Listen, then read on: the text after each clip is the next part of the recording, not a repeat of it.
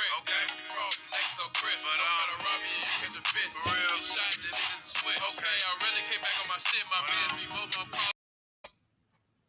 What is indeed going on, people? And welcome back to the Main Event Podcast. I'm your host, Jonathan Pitney, along with my co-host, Kofi O'Hemy, KO Sports Talk.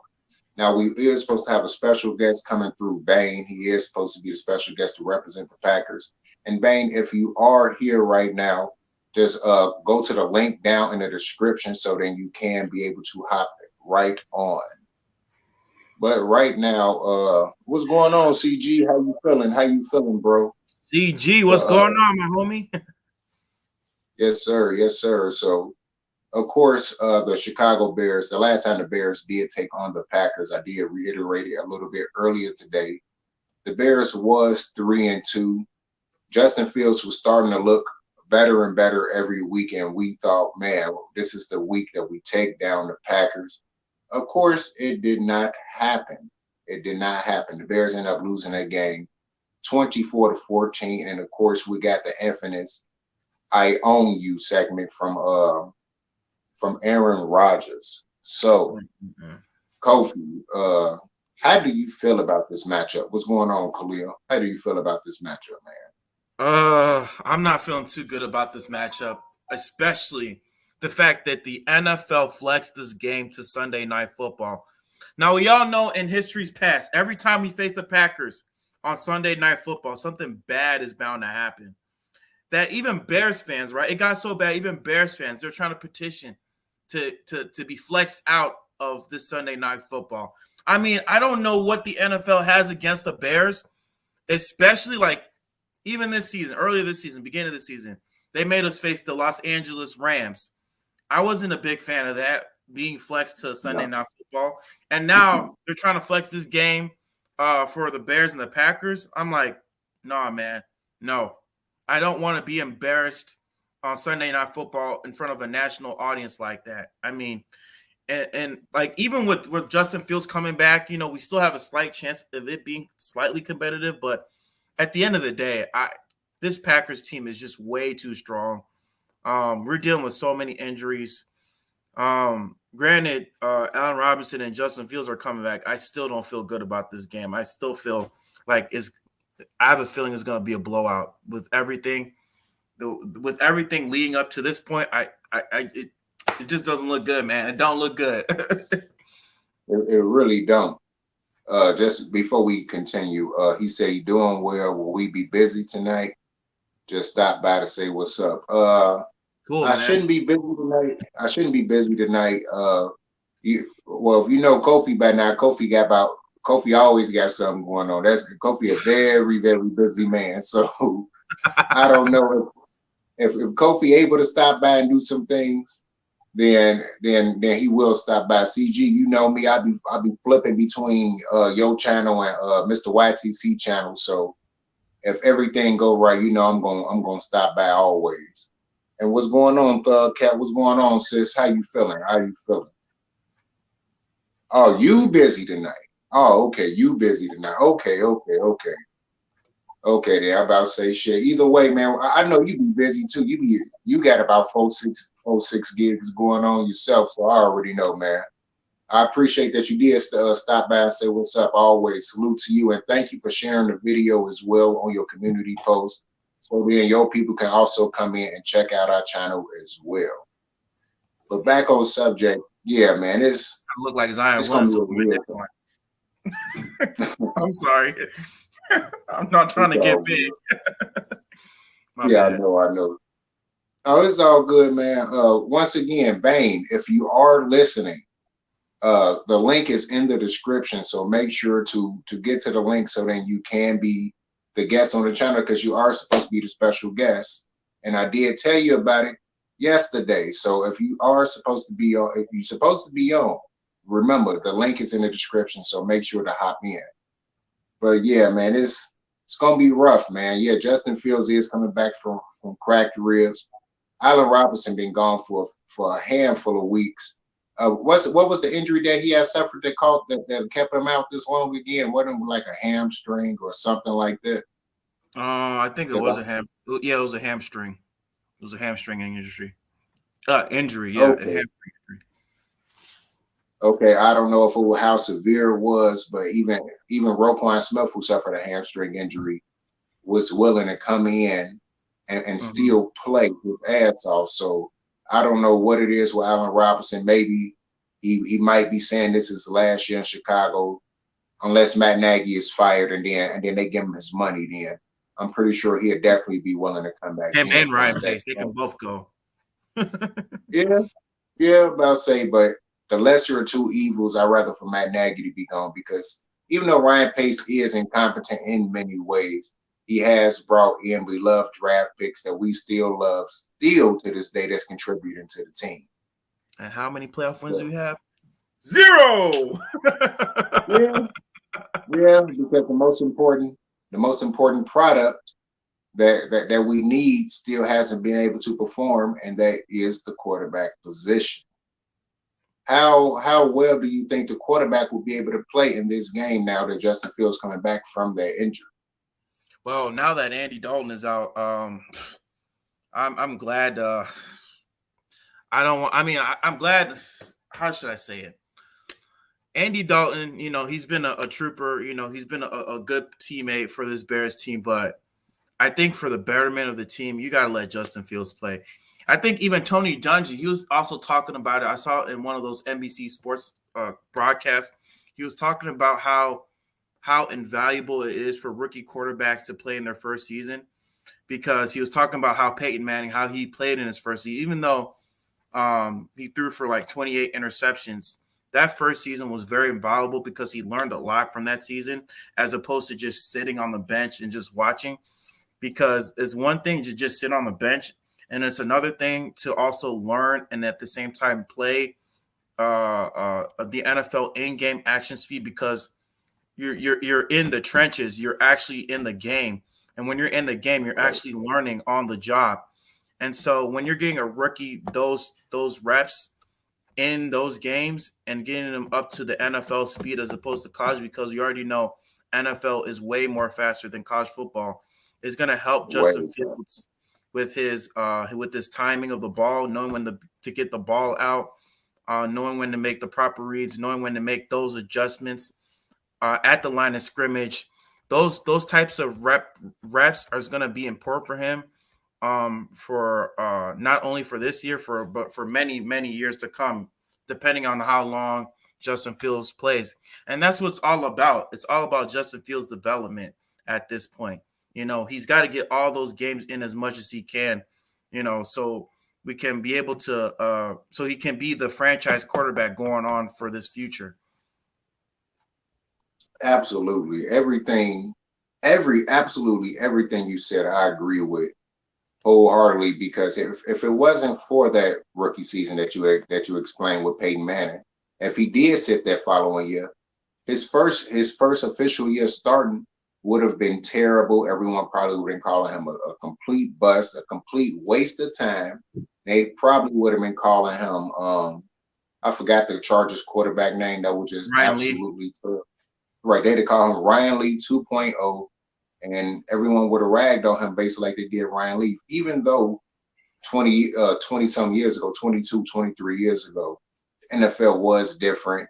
Everyone expected quarterbacks to throw a high interception ratio their rookie year and then be able to come back and then perform their second year. And And that's they didn't have social exactly media. what he was. Mm-hmm.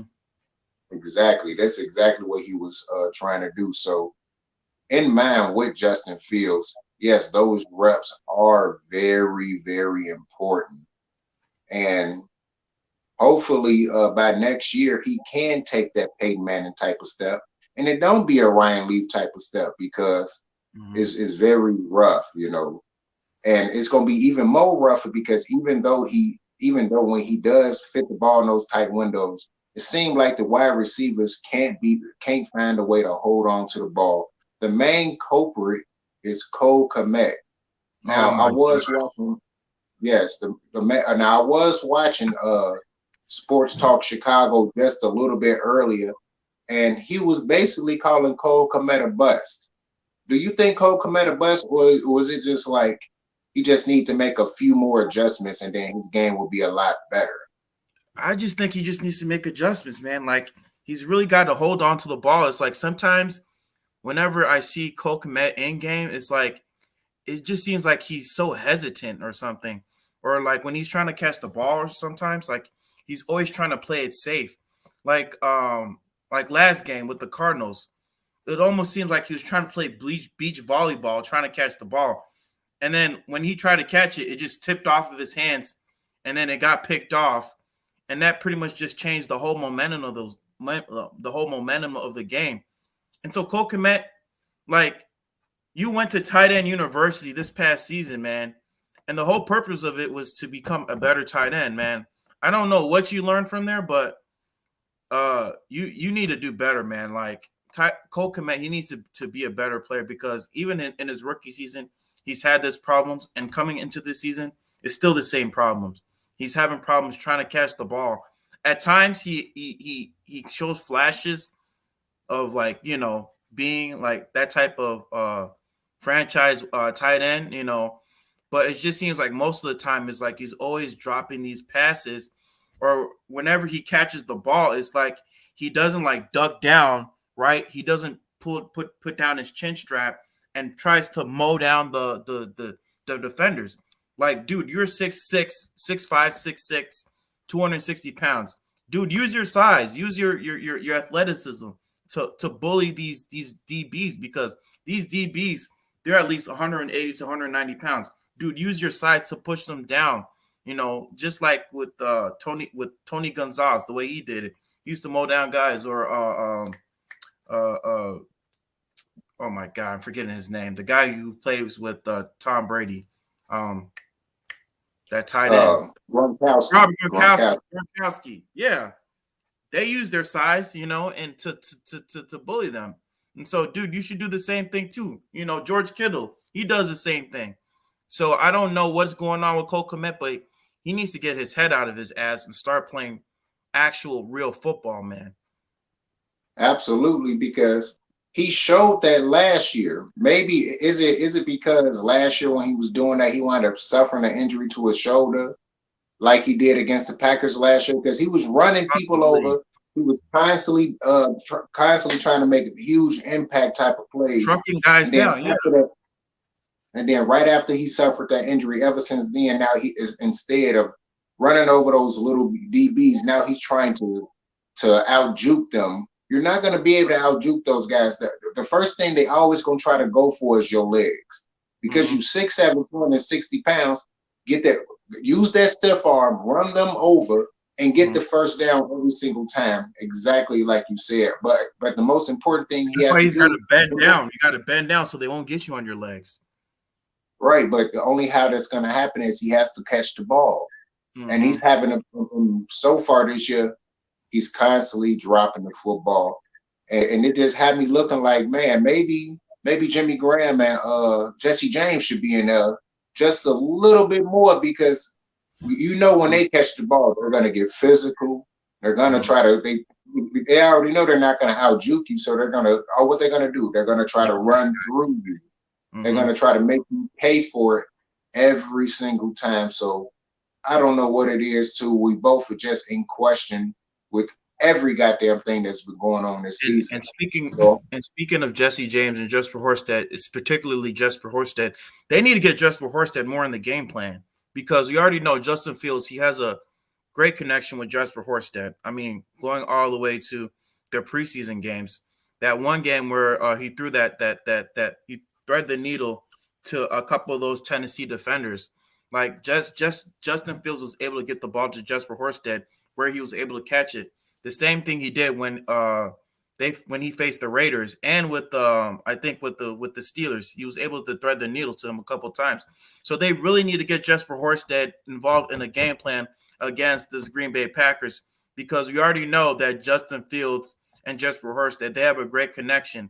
If I was a coach, I'll probably use more of Jesper Horsted in a 2 tight end set as opposed to Cole Kmet, because he hasn't been playing well, the past couple games. And Cole Kmet, he's really got to step up. He's really got to step up his game, man.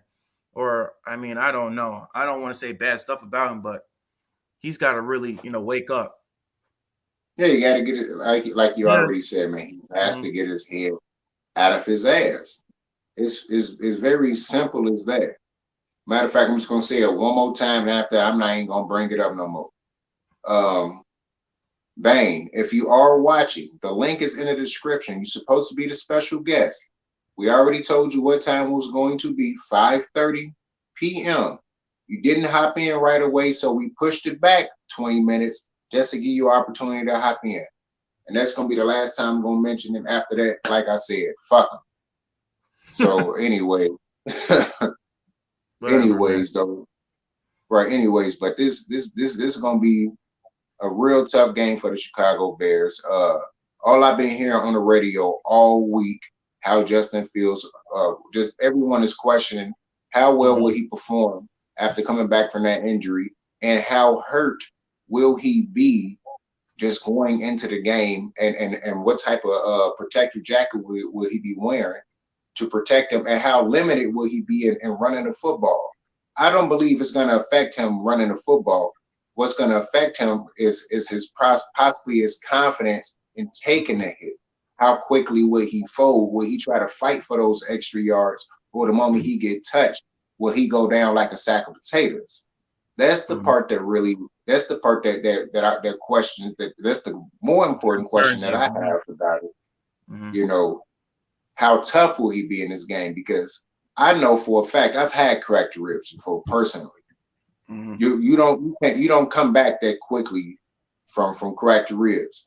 And when I had right, it takes a very long time. And when I did have them, all you had to do was literally just touch me like that, and I would drop to the floor in pain. And that's just from a touch, and that's from getting punched and everything else. This man is getting hit 200 miles per hour by somebody that's anywhere between 190 to 350 pounds. So that's a whole nother game. A helmet can hit you all the above, shoulder pads, and they falling on top of you. So how do you think that he's going to fare with the injury? And do you believe that he'll be able to take off and run them on a more consistent basis and make plays out there? I feel like I think they're gonna try to game plan some type of way to not let him run as much, because we already know Justin Fields, whenever the play breaks down, usually more times than often, he tries to run for the football, or he tries to get those extra yardage. But I think with the type of game plan, if Matt Nagy is going to run it properly, I think they're going to devise some type of game plan where they're going to probably run some type of bubble screens, try to get the ball to David Montgomery more. That's what they should do, in my opinion.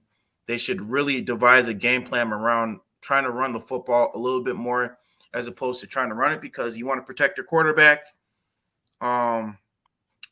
Probably running some short screen passes, short slant route, or those short passes to kind of get the game plan running. But I don't think Justin Fields is going to be running the football more. And granted, some of it is his fault, because like he doesn't know how to set the protection for himself. Like he doesn't know how to kind of set the protection so he can protect himself from getting hit. Because usually the quarterback, they have to recognize what type of defense is going to come at them, and that also plays a part in whether they're going to get hit or not. And some more times than not, Justin Fields, he doesn't recognize it, and then he ends up getting sacked 10 or 15 fields back, and then he just messes up for himself. Or either he does set the protection, he holds onto the ball too long, and then he gets the sack. He's going to have to change it completely, because you don't want to take any more hits, just like what you said with the cracked rib. If just with the one touch, man, it can really hurt. It could really hurt you. It could make you collapse. And if Justin Fields, if he doesn't do whatever he can to protect himself, it's gonna be really bad. And you don't want him to further injure himself already, because he already has cracked ribs, and like you said, it takes months. It does you just don't. It doesn't heal that fast. It takes months. it takes months to heal, so. Yeah. Yeah, it does. I'm about to say, because when I had mine, it took 2 months to fully heal.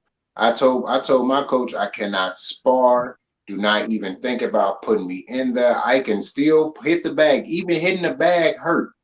Mm-hmm. I'm hitting the bag and it hurt.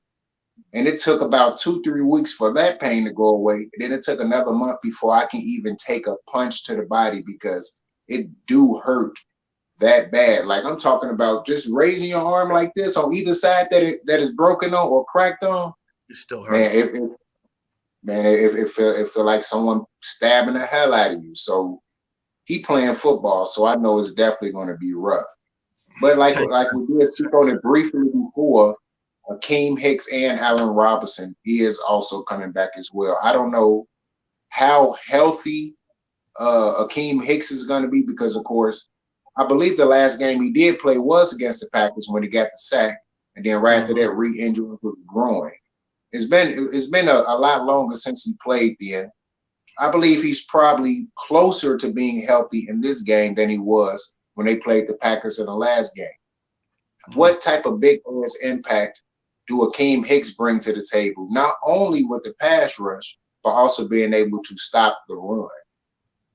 I mean, he plays a big role in stopping the run, especially with that two running back tandem and AJ Dillon and Aaron Jones. He plays a big role in stopping the run, and it's just the only thing with Akeem Hicks. He's just been dealing with a lot of injuries, and I'm sad to say this, but I don't know if we're gonna bring him back because it's been going on for like the past 2 years since I think 2019 or 3 years. Yeah, it's been going on for 3 years, and it's just been a lingering issue with his ankle, with that whole ankle injury, and Akeem Hicks, he's been very vital to this team. He's been very invaluable. He's one of the pretty much like the heartbeats for this team, kind of like how Joakim Noah was for the Chicago Bulls. That's what Akeem Hicks is to the Chicago Bears team. He's the glue that brings that team together. He's one of the captains, on this team. He's one of the captains on the team, and he just brings that team together. And just the fact that that he hasn't been playing, he hasn't been available, or he hasn't been available to kind of help the team out because of his injury. It's just been what's the word I'm trying to say? It's just been I wouldn't say hurting us, but it's been a big blow, and you see it, like you definitely see it. We're like I think we're 20th right now, and allowing the running yards or something. We're allowing, I think, over 200 yards rushing to a lot of teams, and that's the fact that Akeem Hicks, he's not there. He's the one that always closes that B gap, and then you got Eddie Goldman. I mean, Eddie Goldman has been playing a little bit well, but for the most part, he hasn't been playing like the old Eddie Goldman of the past, and like you kind of see it. But I think it's also the fact that Akeem Hicks, of course, like I said, he's the glue guy. He's the rah-rah guy. It was always him and Danny Trevathan. That was always the rah-rah guy that always uplifted their team. And when you don't have that type of presence, people are always going to play lackluster, and you're not going to see that type of production. Absolutely, I would put it like this: Eddie Goldman is still playing exactly the same. It's just the difference is with Akeem Hicks not being there. Now, instead of having 2 guys on him, they putting 3 guys on him before they go up to the second level. Because remember, Akeem Hicks you always have to put 2 guys on him. If you go one-on-one in the run against Akeem Hicks, he's blowing up the play every single time. And because of that, now the center or the guard has no choice but to go up against Eddie Goldman by himself.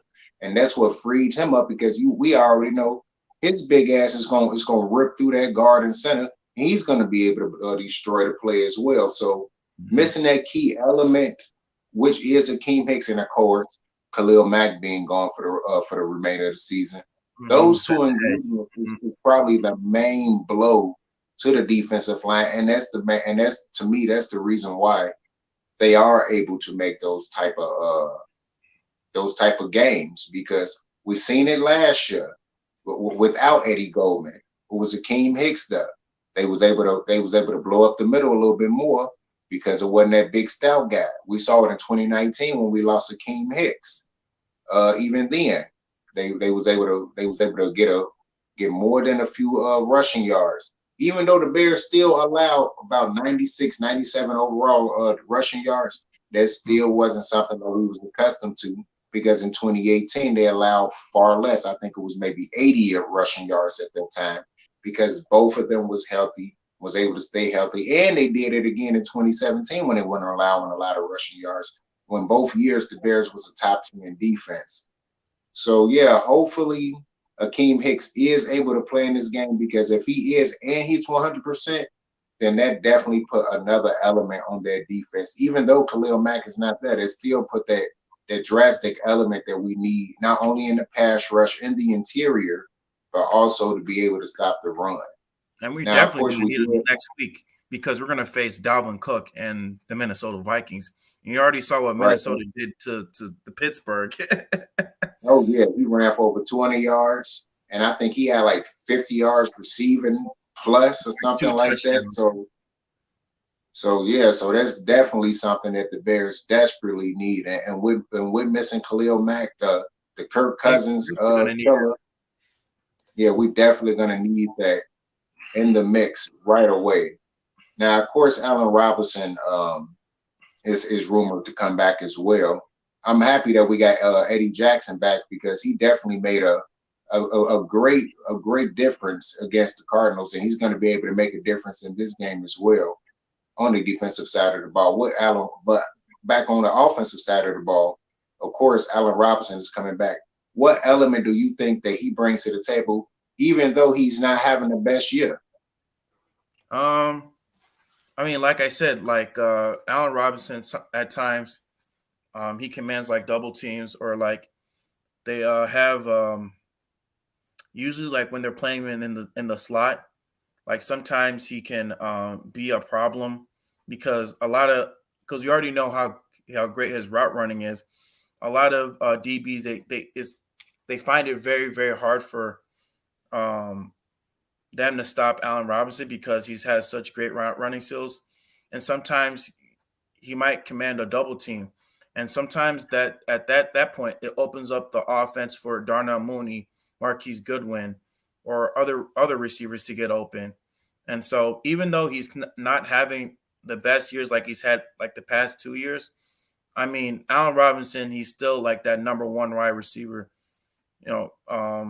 or that franchise wide receiver, or that security blanket that can at times can command two DBs on him, because one DB they may have problem trying to contain him, because like I said, his route running skills is great. He might not be the fastest, but if he jukes you out of your shoes, that's it. Like he's gonna make you look stupid. And we've seen it a lot of times where Allen Robinson's made a lot of DBs look stupid.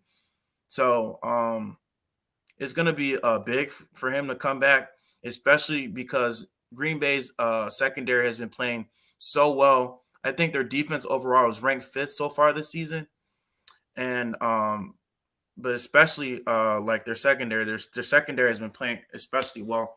Eric Stokes has been playing well. Kevin King's been playing really well in absence of Jair Alexander.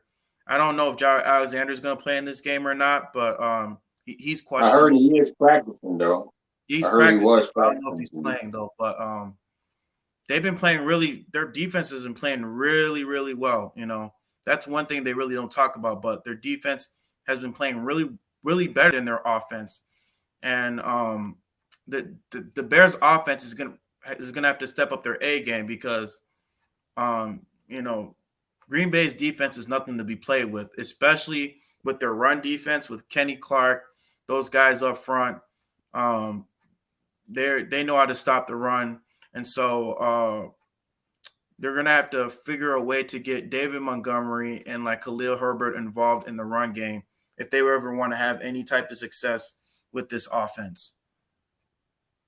Absolutely. I'm about to say, I'm just gonna clarify everything you said. Number one, it's a great thing that Allen Robinson is coming back, but Justin Fields definitely has to find a way to get that man involved because to me, Allen Robinson is one of the main keys to that offense. Just like David Montgomery is the main key to the ground game, Allen Robinson is the main key to that passing game.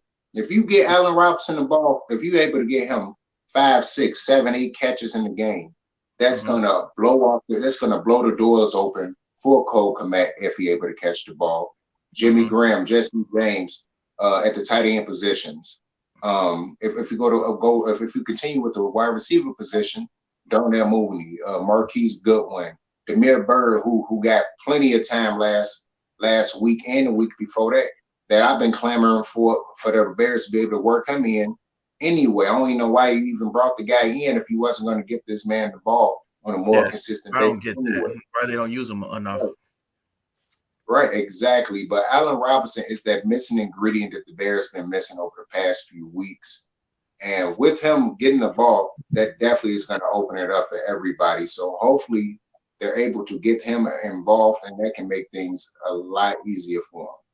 Now, the Packers, they are ranked, I believe they are ranked fifth, just like you said, and they're very good at stopping a run.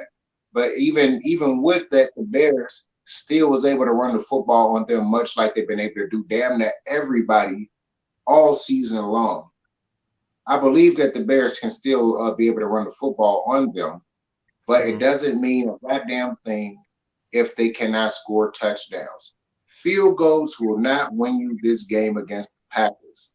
It will not even make the game won't even be close. You can kick 15 field goals and the Packers will still wind up blowing them out by 30 because when it comes down to it, the Packers offenses ran more not only efficiently, effectively. Basically, Matt LaFleur is what everyone thought they was getting with Matt Nagy. And he knows how to use his players, all their best strengths, and try to eliminate all of their weaknesses. So hopefully, even though I don't think he's going to be able to do it, but hopefully he does. Matt Nagy and Bill Lazor is actually able to cook up some type of cognitive game plan this week to at least keep it competitive. I don't expect the Bears to win this game, but I hope it is competitive and it's not a 41-25 blowout or anything like that. Right, because that would be just embarrassing to see when the defense can't even do anything to help out the offense at all. And then the moment the offense gets out there, it's an immediate 3 and out. That defense is not built like they used to, so they don't have the horsepower to constantly do 3 and outs. So when they do get a 3 and out, that offense is going to have to go down there and score touchdowns. And if they're not able to do it, like I said before, this game is going to be over before halftime. But now just going to the injury reports, man. What are the injury reports for this weekend? Who is playing? Who might play? And all of the above for the Bears and the Packers this week, because we did speak on a lot of those guys briefly. So just let me know who's going to be injured. You can jump it off with the Packers or the Bears. I'll start off with the Bears. So, of course, Justin Fields. He's been a full go for this past whole week. Wednesday he practiced, Thursday he practiced, and Friday he practiced. He's going to be a full go. Andy Dalton, he's dealing with the left hand injury. He's not going to play. What was it? Allen Robinson, he was limited pretty much the whole entire week. Up until today, he's been a full practice. He's going to play. Akeem Hicks, he was limited to practice for the past couple of days, but today he was a full practice. He's questionable. Mario Edwards Jr., he was dealing with some rib injury. He's questionable. And, of course, Jimmy Graham, nothing non-related, just resting.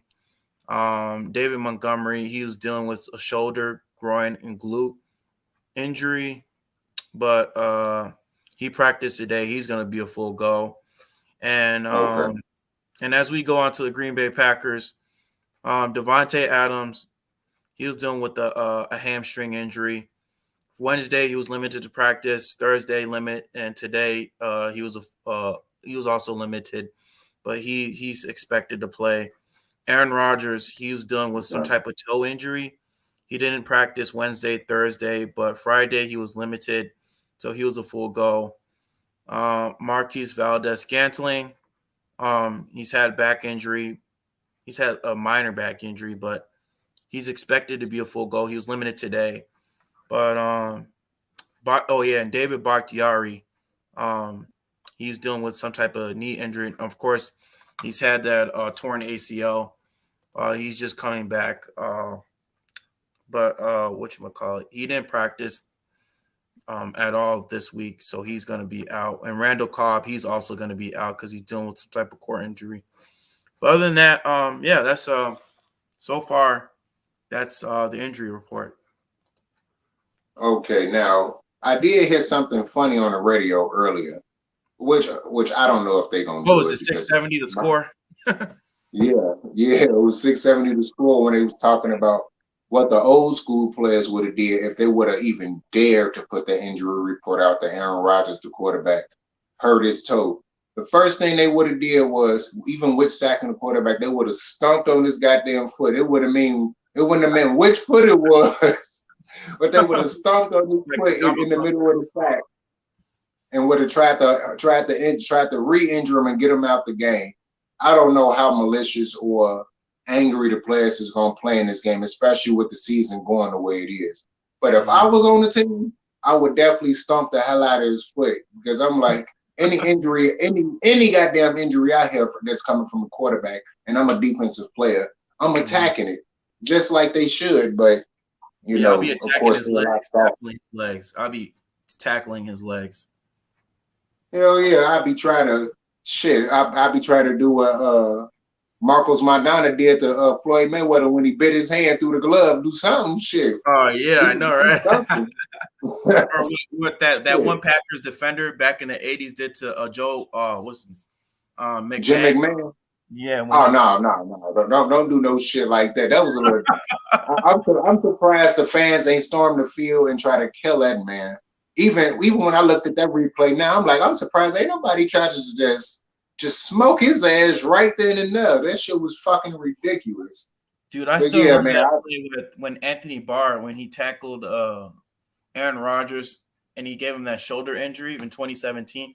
Like, he tackled him real hard. I was like, damn. Fell on top of him and broke his. Didn't he break his collarbone? Yeah, he broke his collarbone. Yep. Right, but I'm just saying, keep it still within the rules of the game, but still try to get his ass. Still try to re-aggravate something to try to get love in there. So even if it's just for a half, try to get his ass in there so y'all can try to get something. Shea McClellan did that before. Remember, Shea McClellan did that too. Right. It was still within the rules of the game, but that was just a clean play. He wasn't injured. He didn't have that was just a clean play that happened. I'm talking about if his ass trying to run and he step out of bounds, make a mistake and step on his damn foot. Right, try to step and just make a mistake and step on his fucking foot. That's all I'm saying. I'm like literally like when I'm about to tackle him, I'm gonna like in the motion of twisting that. Right, do something. Give his ass turf toe, something. Shit, I'm like, do something to try to win the goddamn game, because we both know it's probably going to fuck around and end ugly for the Bears, But at least try to make it exciting. Try to have his ass limp into the playoffs. Try to play spoiler to some of these teams. Do something for our team. Just give us some type of pride, man. Excitement. Play for your pride, man. That's all that matters. Exactly. Play for pride. Exactly, man. That's why I just be sometimes. I just be having to shake my head to the whole concept of this team. How we go from 12-4, 8-8, because the kicker missed two game winners that could have been 10-6. The following year, because they take out Trubisky, they lose 5 straight games, put them back in, get them to the playoffs, get rid of them, and then of course this year No, I think it was 6 straight games, and then of course this year 5 straight fucking games again. So yeah, it's just been real fucking depressing to be a Bears fan. But for the last 2 to we 3 are Bears years. fans. Right, but we still Bear fans. We're gonna still continue to cheer for the goddamn team because that's what the fuck we do. And Yeah, and I watched hopefully that the Bears 2014. can I find a watched way. the 2014 massacre. I don't even want to bring that up, but I remember it was like 14-0 in the halftime. That's how bad See, it was. well, that's not bad. I take that over what happened with the Eagles that year. Oh shit! Oh, don't bring that up. Right, 2013. Oh god. right. That's why I said, right with the Oh, get historically close, bad man. Get defense. close, man. How the hell do you play so well with the Eagles, but you can't play well with the Bears? Come on now. Because incompetent play calling by the coach. That's all. And Incompetent O-line. play calling by the coach. O-line was predominantly injured. We were done with injuries. I'm like, when you got a head coach like Matt Nagy, you can't go right. You always go wrong. You always And I go think wrong. Brian Kelly, he was a coach at that time, right? In 2013 with the Eagles. I believe so. I think it was Chip. I thought it was Chip Kelly. Oh, Chip Kelly. I'm sorry. Yeah, Chip Kelly. Yeah, because you said I'm like, what I was about to say is Brian his real name? Kelly, yeah, Chip Kelly. Yep. I was about to say I didn't know Brian was the man real name, but yeah, Chip Kelly was the coach at that time, man. But they're related, right? Yeah, Aren't they man. related though? I think they're Probably brothers. so. Yeah. Probably so. I about to say I couldn't tell you. I don't get all up in the white folks' business. Yeah. Shit. Anyway. But yeah, man. What is your final prediction for this game? I haven't changed my prediction. It's going to be 35-14 Packers. That's my prediction. Yeah. Hey, man, I seen it when you did this. Like, I don't even want to say it out loud, but yeah, they're gonna get smoked. Yeah, I'm not. It is what it is, bro. Even as Bear fans, man, we have to be honest. We can't bullshit. That's the reason why it's called the Man I'm Eating not Podcast. Dose Dion. I'm not Dose Dion. I don't want to be him. That guy's way too optimistic. A freaking optimistic Lions fan. Right. Or Don Burr, who always say Detroit over everybody. I'm like, it was this one guy in the press conference earlier, even though I had to cut it off because Matt Nagy started saying where we're at too damn much yet again. Mm-hmm. One guy was just talking about extend Matt Nagy, Detroit versus everybody. I'm like, as bad as Matt Nagy was, didn't the Bears just sweep y'all this year? And on top of that, I was like, I guess, man, whatever. Detroit drinking too much of that Flint water, I guess. I don't know what the hell going on. I swear. I'm like, boy, you need to get your head out of your ass. Even though YouTube took that comment, made that comment disappear real quick, but I just had to let them know that before YouTube took it. But yeah, man, I got the prediction still being the same. I said 31-17. But the game is going to be close all the way into the fourth quarter, much like it was in the last game. We're going to need a stop. It's going to be like 24-10. The Bears is going to score. Everyone is going to be excited. And then all of a sudden, the defense can't stop nobody. Packers drive down the field. They can't stop that bad man. Right. And then the Packers go downfield, score.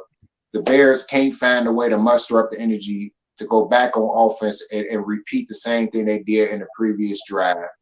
And then it ends on that note, basically. The Bears have plenty of time, plenty of chances to win the game, just like they did against the Cardinals, the Steelers, the Ravens. They even had a few chances to beat the Rams before things got out of hand. And it's just going to be a repeat of everything that happened. And that fucking sucks because, just how dreadful it just explains how dreadful the season is, how dreadful this the goddamn coaching staff is. And everybody got to go. At first, for a while, I was saying keep Sean Desai. But after it took him all the way until shit got out of hand before he replaced Duke Shelley and Kendall Vildor, he got to get his asinine ass up out of here too. Because he's very incompetent as well. Like if you constantly see your cornerback doing defensive holding down the field, pass interference down the field, when there's no reason to do so. Mm-hmm. You should have been got rid of him a long time ago. When you know that your nickelback can't stop no goddamn body, when he can't stop a newborn baby from crossing a goddamn end zone, and he getting crossed up by a goddamn toddler, you got to get his ass out of there too. And it took way too long to do it. Just took way too long. Hey, what's going on, Unc? Man, it's good to see you in here. Good to see you, Uncle Eric. Oh yeah, he one of the guys that's tuning in as well. Kofi. Matter of fact, you already know. Shit, he was in the Sports Hangout commenting with us back a few weeks ago. So yeah, good to see you in here, man. Hey, don't you got a show brewing in about a good 30 minutes or so today? If not, I'm gonna have to make sure to check out your show again. There's been a lot going on, so I haven't been able to watch a show that comes on the radio. He be on the radio too, just to let you know. He's a radio personality? Yeah, he's a radio DJ. He does jazz and he also put in special requests. So if you want to listen to a certain music, he does do that as well. This is actually Hampton Enterprise. That's why it's saying that right there. Hampton ETC. Cool. Who is coming in? Oh, okay. Uncle, want to hop in real quick.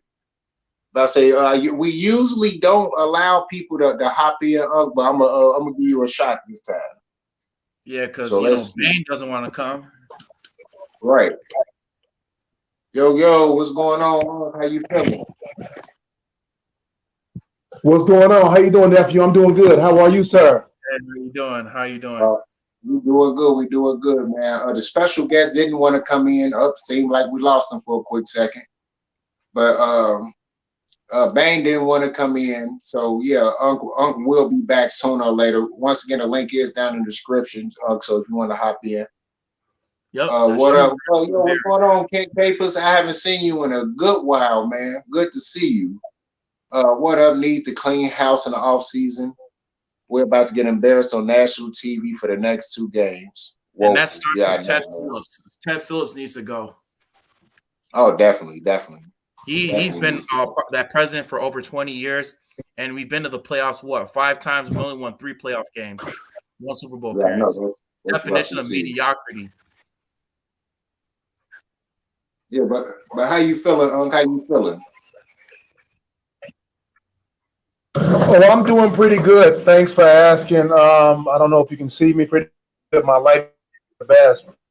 I'm doing just I'm in Chicago, watch the news at work. I'm sorry? Your connection. Your connection a little fuzzy. Yeah, I know. It kind of drags a little bit. Mm-hmm. Can you hear me now? Yeah, we can hear you. Okay, yeah. But no, I was just saying I'm in Chicago and everything's going good. I just watched news and Nagy was just on TV. Nagy, am I saying that right? Yeah. Nagy. Nagy, yeah. Nagy sounds better than Nagy, yeah. Yeah, Matt Nagy. No, Matt Nagy was on TV and they asked him, was this his last go round with the Bears or whatever? Is he thinking about moving on? He said he's just thinking about winning and try to maybe hopefully, have an inkling of getting the Bears into the playoffs against Green Bay. And so I just wish him luck, and he has my condolences early on. And I hope no, I mean I think he might be able to. They might be able to pull this one off. Number 1 is back. I heard. Right? Mm-hmm. Yeah. Number 1. I don't know Yep, he's back. Yeah, Justin Fields is back. A few guys coming back. Akeem Hicks is coming back. Allen Robinson is coming back. I would have liked if Woodman had suffered that injury, but. Yeah, it's a lot of guys coming back, but with this coaching staff, I don't know how well they're going to be able to perform whatsoever because of the incompetence that goes on with this coaching staff. So, yeah, it's. I just know it's going to be rough as hell just to see. And this is what I always say about Matt Nagy. This guy's a shoe salesman. I don't know if you watch Draft Dr. Phil, Uncle Hampton, but you need to tune into Draft Dr. Phil. This guy, I swear, he is the definition of a total shoe salesman because he tries to convince you, right? He tries to convince you to get you to buy in to what he's saying. But every single week, he's always saying the same damn thing. What are the whys? We like where we're at. We had a good week of practice. The same thing over and over and over again. We have to hear this BS every single week. Like, you keep saying the same thing, but what? We keep on losing. Oh, everybody's offsides. Every time we play, offsides, number 71. False start, number 58, whatever. It's always the same damn thing. Like, you're not preparing your team to be able to win games. It's like this every single week. Look at some of the coaches, the best coaches, Mike Tomlin, Bill Belichick, who else? Sean Payton, these great coaches. You know what they always do? They always make sure their teams are prepared. They're always making adjustments. If the game plan's not working, they're always making adjustments in the halftime. Look at what the Patriots did to the Bills. They were running the ball the whole entire time because guess what? It freaking worked. And guess what? You have number 32, right. David Montgomery should be the identity of your offense. This is what Phil said. Number 32 is the identity of your offense. And if you do not see that he's not he's the identity of your offense, just shows you how incompetent you are as a head coach. And the fact, not only that, let me read you off a statistic. For the past 4 years, Matt Nagy's offense averaged 173.8 yards per pretty much for the whole 4 seasons. He's averaged 173. Oh wow! 4, yeah, 173 yards for 4 seasons. That's been the lowest since what? I'll give you this. Since Sid Luckman's offense between 1943 to 1947. And you know how much Sid Luckman's offense averaged? 187.4. And that is unacceptable. Oh, wow. Especially modern day offense that we have today. That's unacceptable. I agree. Yeah, that's the one. I agree. Yeah. And he is a shoe salesman. He's no Al Bundy, but no, he's no Al Bundy, but he's reading from that coach's playbook for media after the game to try to stay positive all the time when actually he's in the toilet. I think he's supposed to say stuff like that. Oh yeah, we're going to do better and we're doing this. He's supposed to say that stuff. But yeah, I mean, if you go back to 1947, that shows that he's bad. Mm-hmm. Yeah, that's all the way bad. That's why when you said Sid Luckman, I just knew for some reason that the stats was going to still be lower. The moment you said it, I just was like, oh Lord, here come the goddamn bombshell. Teams. Right, I'm about to say that lets me know right there, as bad as Mark Trestman was, as quickly as he lost the locker room, it still wasn't that bad. The Bears were still averaging 24 points per game. I believe they put up 28 points per game his first season, and I believe like 23 or something like that, anywhere between 21 and 23 the second year, which brought the average down to 24. Mm-hmm. So that's why I'm like, God damn, Matt Nagy, and we got Trestman out of there quickly as possible. This one, I'm like, I don't know, man. It's just the incompetence of him, the incompetence of the coaching staff as a whole. And that's the reason why our team go through this. Yeah, just front office overall is just one of the worst things. That whole regime is some of the worst shit that ever come out of Bears history. And I'm really just fucking sick of it. It's the hell no. Optimus just said at least Al Bundy could win games with his team. Because the players don't want to get roasted. He probably could. Well, I about to say that was his dream any damn way. That definitely was his dream. Especially with the Lions and all their debacle, they still have a better offense than us. Yes. It's just that they ain't got the horsepower on defense to just to fucking Right. make And we got way stops. better talent. We got way better talent than them. That's sad. That's what happened. That's why I said before. That's why I broke it down to you before, Kobe. If the Bears had the Lions coaching staff, the Bears will actually have a winning record. At least 11-6, 10-7, at least. Yeah. But what you was finna say? Yeah. So if we have, no, I'm just saying. To your friend's point, if we have a better team, then what do you think we should do Sunday in the game? This upcoming game. I'm not too sure if you watched it, but I was saying that Yes. the Bears, they need to disguise like running schemes, like more so like the ground game, so they can at least try to get Okay. to get the passing game open, because Justin Fields, he's coming off a rib injury, and we already know how long rib injuries they tend to heal. They tend at least heal for at least 2 months. So I was saying that the Bears, they need to run like these short game passes, run more of these screen passes, like throwing the ball to David Montgomery, running screen passes, running these short to intermediate passes, so they can at least get the offense, the momentum of the offense going. Okay. All right, that sounds good. That sounds like a plan. Yeah. Yeah. What are you thinking, Jonathan? The same thing? Exactly. That's why I'm like, oh, I don't know, man. It's rough. It's just rough to see. It's always gonna be rough when you're a Bears fan. It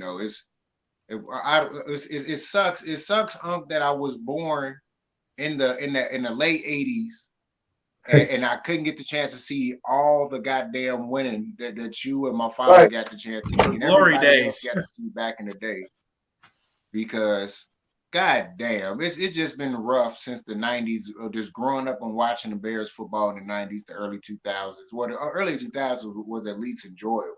It was competitive. And of course, the 2010s and so far 2020, it just off to a great fucking start. So it's like, god damn, man, just real rough just to see this. So hopefully in the second half of the 2020s, they can find some type of way to get it together. For real, But that starts with the front office, man. That really starts with the front office. Getting rid of Ted Phillips. Do not reassign Ryan Pace.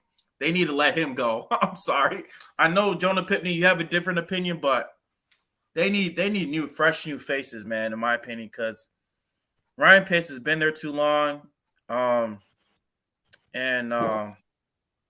Like, he's had his moments, but it's like, if you've been to the playoffs a couple times and then you don't win no playoff games, I'm like, I don't know.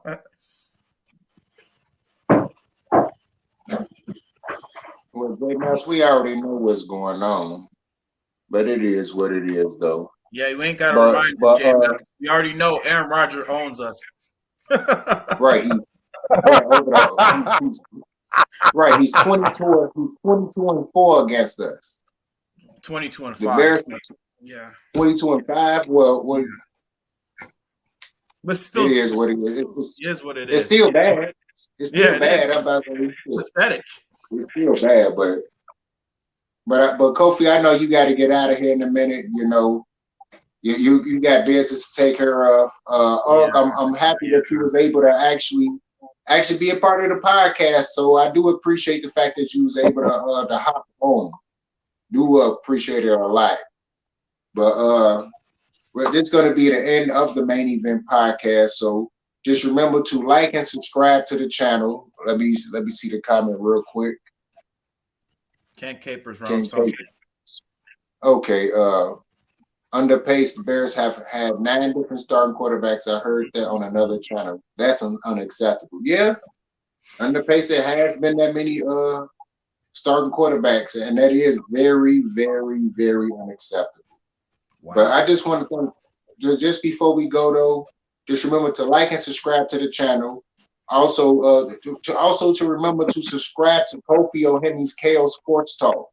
Subscribe to his channel. He is on his way to getting 100 subscribers. So make sure to subscribe to his channel and try to help him get up there and try to get his content to get the likes up and try to get his content just continue to grow. Mm-hmm. BANE was caught choking out his wife. Oh wow. Most likely, TOP, most likely. But just remember to like and subscribe to the channel. And if you are a new subscriber, and also make sure to hit the notification bell. And if you are a returning subscriber, just like CG did earlier, make sure to just hit the like button and share the video. Put it on every platform that you can so that everyone can see the channel. Show this to ESPN. Those guys suck. Those media outlets. We tell the truth. Right. We tell the truth. We don't fit no narratives. We don't believe in that narrative bullshit. All we do is talk the truth on this channel, even if it's bad about our team. Mm-hmm. But like I said before, man, just make sure to tune into the Main Event podcast every week. We will be on at 5:30. Too bad special guest couldn't come on, but instead we had another special guest come on, Uncle Hamp. So once again, I appreciate it from everybody that was able to tune in. And that's going to be it for us, guys, man. Peace out and go Chicago Bears. Bear down, guys. Go Bears.